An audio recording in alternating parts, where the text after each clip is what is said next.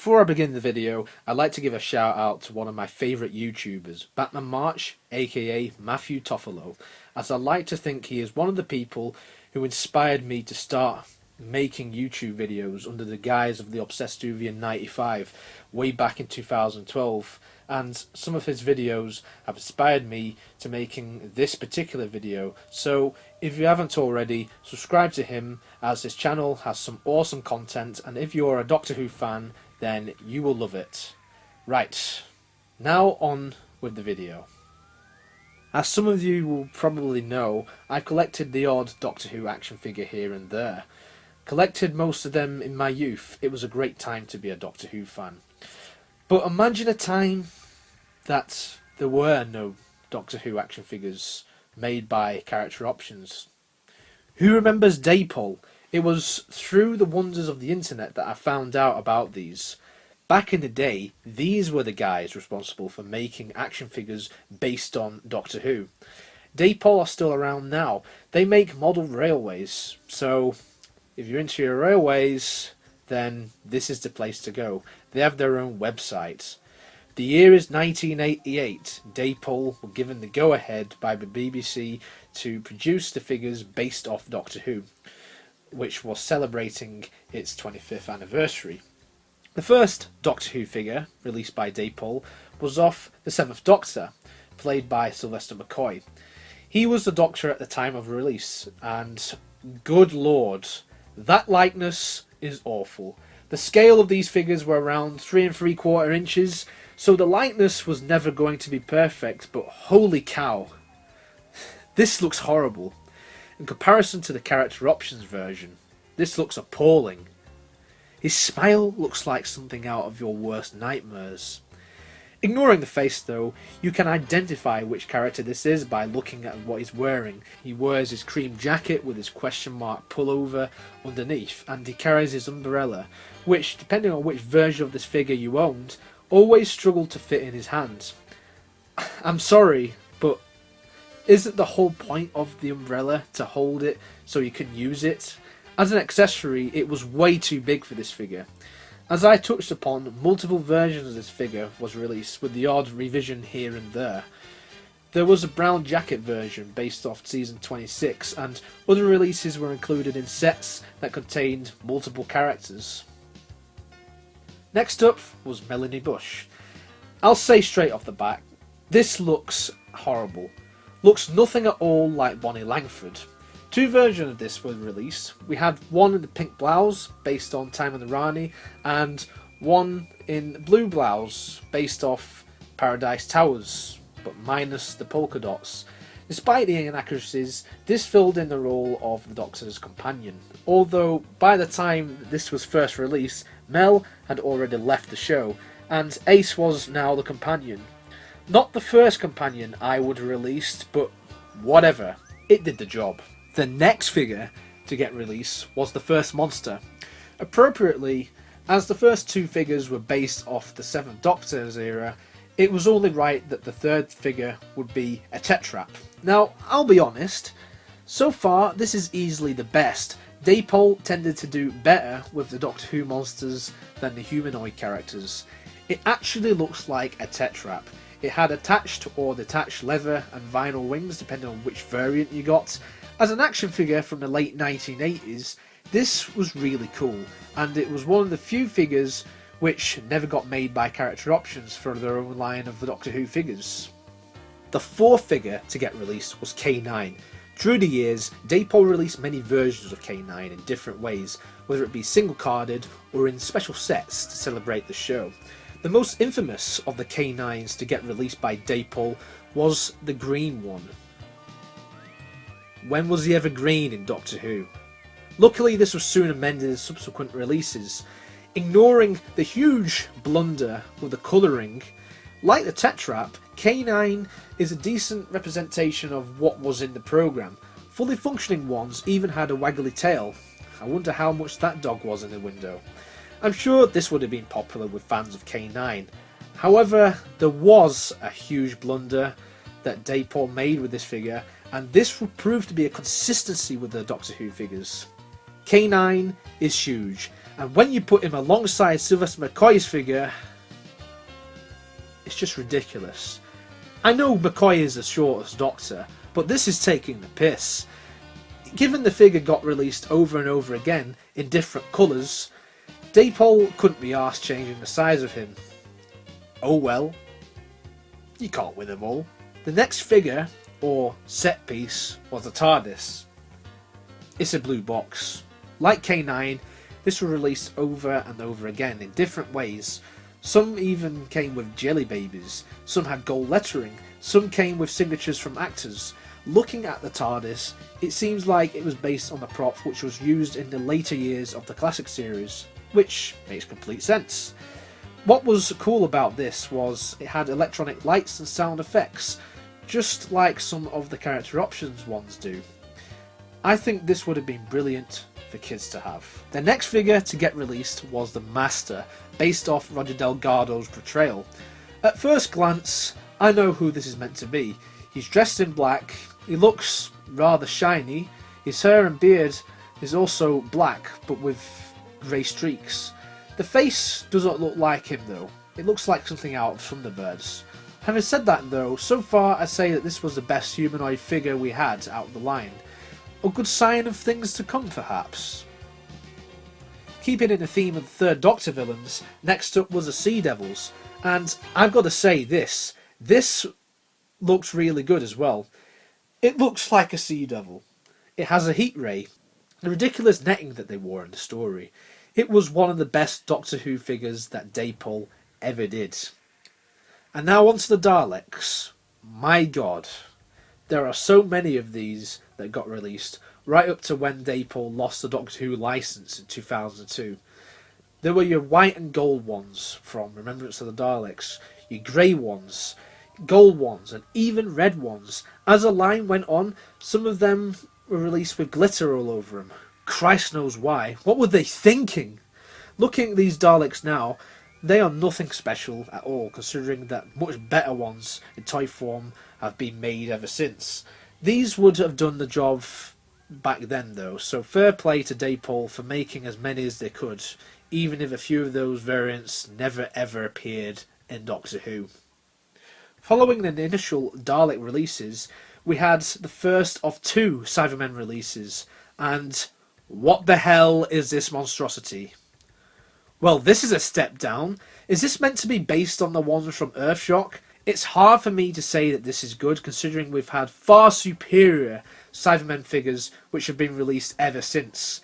The only positives I can say is that Dapol bothered to give him some detailing around the body, and that the colour is correct. It's nice that they paid attention to that. Now here is what should be the most exciting release out of all the Dapol figures. It's the 4th Doctor. What the fuck is this piece of shit? This is a very special type of 4th Doctor figure. You want to know why? Well, first off, he doesn't include his iconic scarf. Secondly, he doesn't wear his iconic hat. Of course, Dapol's failure is complete with the awful likeness. It looks nothing like Tom Baker at all. And you know what's worse? He's shorter than Sylvester McCoy. One of the worst Doctor Who Dapol figures for sure. What were they even doing when they made this? Have they ever seen Doctor Who? Right. Next is the Silurian from Doctor Who and the Silurians, and thankfully this figure does get a pass. I like how it was detailed with scales all over its body to give off the impression that it was reptilian. It ranks up there with the Sea Devil and Tetraps as one of the better figures. This figure also got re-released in the 3rd Doctor set, which the 3rd Doctor came with all his villains. More on the 3rd Doctor shortly, but now it's time to talk about the 25th anniversary set. This set came with reissues of the 7th Doctor, Mel, the TARDIS exterior, and Green Canine. But the main attraction of this set was that it included the TARDIS Console room. How cool is that? Many of us have begged character options for years to make a classic TARDIS console room, and we've never got one, but Dapol had one. But like the 4th Doctor figure, there's a catch. This console only has 5 sides.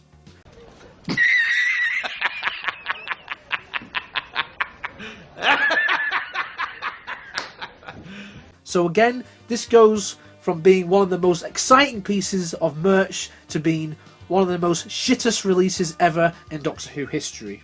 It has always been a staple, in Classic Who at least, that the main console unit has 6 sides to it, not 5. Clearly, Dapol had no idea what they were doing. Focused too much on their trains, probably. There's all these simple things like getting the colour of Canine right, a scarf for Tom Baker, and making sure your TARDIS console has 6 sides. Dapol failed every time. I'm afraid to say that the failures didn't end here. After this, we got another Silurian, but this time based on their appearance in the ill-fated Warriors of the Deep. Made sense, seeing as they had more of an armoured look to them in that story. It was a good opportunity for variations of monsters. Next, we got the Ice Warriors. All in all, alright.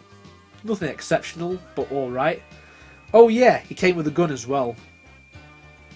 Just because they never carried guns in the series. Why does he have a gun? There's a gold version too, which is just weird. It was a collectible in the US for some reason. After that, you thought Dapol McCoy was terrifying? Well, get a load of these Time Lords. There were varying colours to represent their ranks in the High Council. Costume wise, they looked the part, but their faces... ugh! They're going to give me nightmares. Keep them away from me. Ace followed, and she was decent. Her jacket was detailed. She came with her own baseball bat as well. The likeness, while not being Sophie Aldred, was better than some of the others that we had before. She also came with a backpack. Overall, I'd say that this would have been pretty cool back in the day as well, but the character options version looks far superior. Now, you can't have a Dalek army without having Davros. What was special about this, though, is that he had 2 arms. Dapol, you had 1 job. This is horrible. Now, onto what might be the biggest abomination out of all of the Dapol Doctor Who figures. It's the 3rd Doctor. The most significant factor to take from this figure is that he was the tallest of the Doctors. He towers over the Sylvester McCoy figure and the Tom Baker figure. His shoulders were out of proportion, and the face looks like he's a serial killer. If I'm not mistaken, this was the first ever toy that we got of Jon Pertwee, and it was such an injustice to him.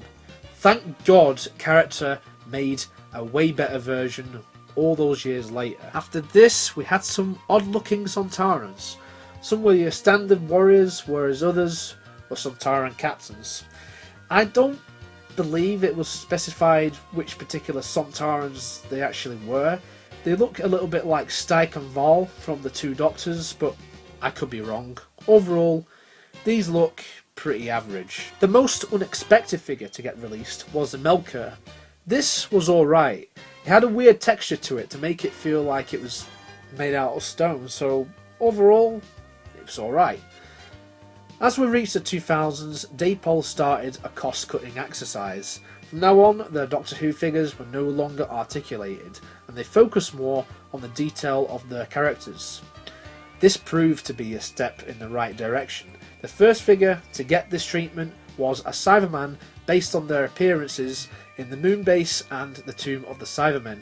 It was undersized compared to most of the articulated figures, but it's safe to say that Dapol redeemed themselves with this Cyberman after the disappointment which was their Earthshock Cyberman. The next figure to get released proved to be the final one Dapol ever did for Doctor Who, as the BBC had decided not to renew the licence after almost 15 years. I like to think that Dapol went out on a high, as it was the 2nd Doctor. He was the smallest out of all the Dapol Doctors, which again is inaccurate, but I'm sure that by now you're all aware that scaling wasn't something that Dapol prioritised.